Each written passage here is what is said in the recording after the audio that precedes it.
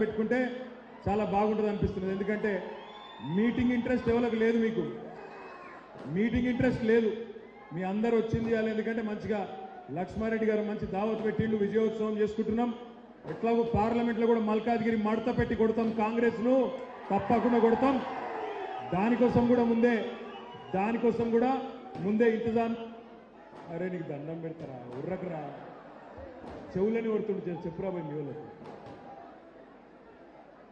మాట్లాడిస్తలేరు. నేను మీ అందరినీ కోరేది ఒకటే, ప్రార్థించేది ఒకటే, జర ఆగురుతాం. అరే ఆ బయట బంద్ చేద్దాం ప్లీజ్. మీ అందరినీ ప్రార్థించేది కోరేది ఒకటే, లక్ష్మారెడ్డి గారి కోసం బ్రహ్మాండంగా ఒక ప్రణాళిక ప్రకారం, ఒక వ్యూహం ప్రకారం 2.5 నెలలు ప్రతి ఒక్క నాయకుడు, ప్రతి ఒక్క నాయకురాలు నేనే క్యాండిడేట్ అన్నంత గొప్పగా మీరు దాదాపుగా ఇదే హాల్లో అనుకుంటా నాకు గుర్తున్నంత వరకు 6,000 మందితోని బూత్ కమిటీ ఇన్ఛార్జ్లతో ఆ రోజు ఇక్కడనే ఇదే హాల్లో మీటింగ్ పెట్టుకున్నాం. బ్రహ్మాండమైన పని చేసినారు కాబట్టే, బ్రహ్మాండంగా కష్టపడ్డారు కాబట్టే లక్ష్మారెడ్డి గారు ఇంత పెద్ద మెజారిటీతోని గెలుపొంది ఇలా ఉప్పల్ ఎమ్మెల్యేగా ఉన్నారు. నాకైతే సంపూర్ణమైన విశ్వాసం ఉంది. జిహెచ్ఎంసీలో ప్రజలందరూ కూడా బ్రహ్మాండంగా ఆలోచించి కేసీఆర్ గారు అయితేనే హైదరాబాద్ బాగుంటుంది, తెలంగాణ బాగుంటుంది అని ఆలోచించి అభివృద్ధి కోసం ఇక్కడ ఓటేసింది. కానీ జిల్లాలలో కొంతమంది పాపం సోదరులు సోదరిమణులు కాంగ్రెస్ పార్టీ చెప్పిన 420 హామీలు, వాళ్ళు ఇచ్చిన 420 మాటలు అవన్నీ నమ్మి కొంతమంది మోసపోయింది. కానీ ఆ మోసపోయిన వాళ్ళు కూడా ఇప్పుడిప్పుడే తెలుసుకుంటున్నారు, ఈ ప్రభుత్వం మాటల ప్రభుత్వం మాత్రమే, చేతల ప్రభుత్వం కాదు, కేవలం బిల్డప్లు ఇచ్చుకునే ప్రభుత్వమే అనే మాట అర్థమవుతా ఉన్నది. మా ఆడబిడ్డలకు చెప్పినారు, మహాలక్ష్మి అని చాలు చేస్తాం, బస్సు ఫ్రీ, బంగారం ఫ్రీ, మహాలక్ష్మి పెడతాం, నెలకు 2,500 ఇస్తాం, 500 రూపాయలకు సిలిండర్ ఇస్తాం, అదేవిధంగా ఇంకా చాలా హామీలు ఆడబిడ్డలకు ఇచ్చినారు. ఒక్కసారి గుర్తు చేసుకోండి, 100 రోజులు అన్నారు, మనం కూడా తొందర పడొద్దు, 100 రోజులు ఓపిక పడదాం. 100 రోజులు మార్చి 17 నాడు నిండిపోతుంది. 100 రోజుల్లో వాళ్ళు ఇచ్చిన హామీలు అమలు చేయకపోతే వాళ్లకు బొందదవుడు స్టార్ట్ చేద్దాం. కాంగ్రెస్ పార్టీని ఆ బొందలోనే పూడ్చిపెట్టే దిశగా ఆలోచన చేద్దాం.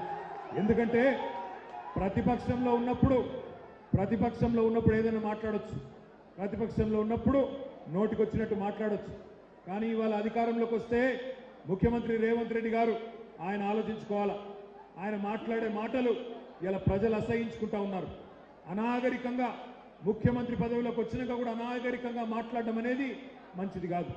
ఒక ముఖ్యమంత్రి హోదాకు తగని మాటలు మాట్లాడుతున్నాడు ఆయన పోయి మొన్న సెక్రటేరియట్లో చెప్తున్నాడు, నేను ఇక్కడేవో లంకె బిందెలు ఉంటాయనుకొని వచ్చినా ఇక్కడ ఖాళీ కుండలే ఉన్నాయని చెప్తా ఉన్నాడు.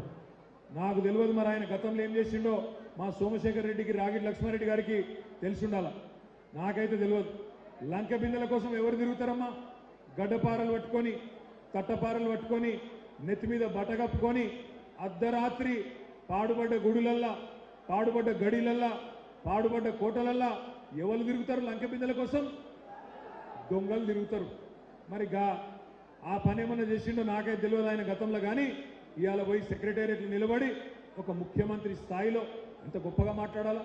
నాకు ప్రజలు అవకాశం ఇచ్చినారు, నేను మీకు అన్ని పనులు నేను ఇచ్చిన హామీ మేరకు చేసి పెడతా, 420 హామీలు ఇచ్చినా అన్ని నిలబెట్టుకుంటా, నా బాధ్యత అది రాబోయే 5 ఏళ్ళని చెప్పాలా. అది లేదు. కేసీఆర్ను తొక్కుతా, బీఆర్ఎస్ను పాతి పెడతా, ఏదో చేస్తా, ఇది చేస్తా అని మాట్లాడుతూ ఉన్నాడు. రేవంత్ రెడ్డి గారికి నేను గుర్తు చేసేది ఏమంటే, నీకంటే గొప్పగా మాట్లాడు మాకు కూడా వచ్చు, తిట్టుడేం పెద్ద విషయం కాదు, నోరే కదా ఎటువంటి వారేసుకోవచ్చు, నీకంటే ఎక్కువ మేము కూడా తిట్టగలుగుతాం.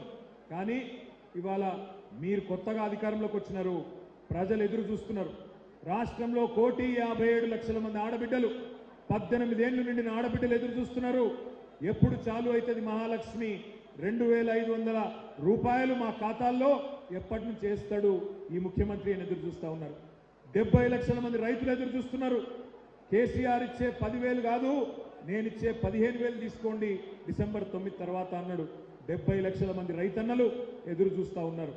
2 లక్షల రుణమాఫీ అన్నాడు డిసెంబర్ 9 నాడు. డిసెంబర్ 9 పోయింది, జనవరి 9 పోయింది, ఇంకో 3-4 రోజులైతే ఫిబ్రవరి 9 వస్తుంది. రైతులు ఎదురు చూస్తున్నారు ఎప్పుడైతుంది రుణమాఫీ అని.